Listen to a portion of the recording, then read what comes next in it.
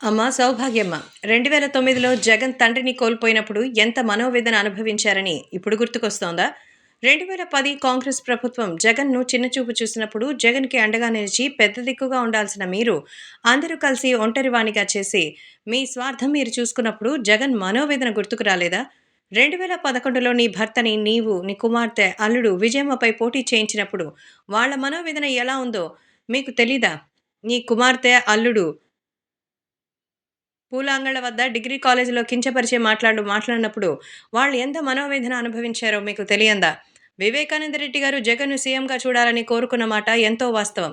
అలాగే మార్చి 2019 నుంచి 14 రాత్రి కూడా అవినాష్‌ను ఎంపీగా గెలిపించమని ప్రచారం చేసిన మాట కూడా వాస్తవం.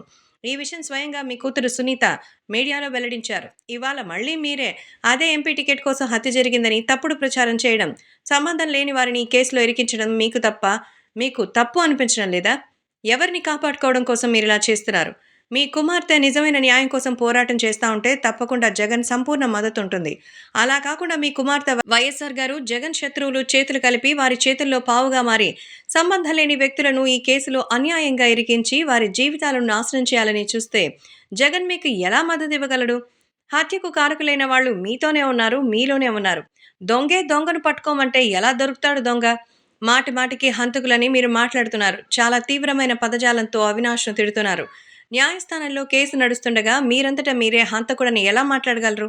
అలా మాట్లాడడం తప్పు అనిపించడం లేదా మీకు? నీ కుమార్తెను, షర్మిలమ్మను ఎవరు టార్గెట్ చేశారు? వాళ్ళ మాటలే ఇతరుల్ని హేళన చేయడానికి కారణం. ఇప్పటికైనా వైఎస్ఆర్ గారు జగన్ శత్రువులతో చేతిలో పావులుగా ఉండకుండా వారి కుట్రలు, కుతంత్రాల నుంచి బయటకొచ్చి చేసిన తప్పు తెలుసుకుని నిజమైన న్యాయ పోరాటం చేయండి.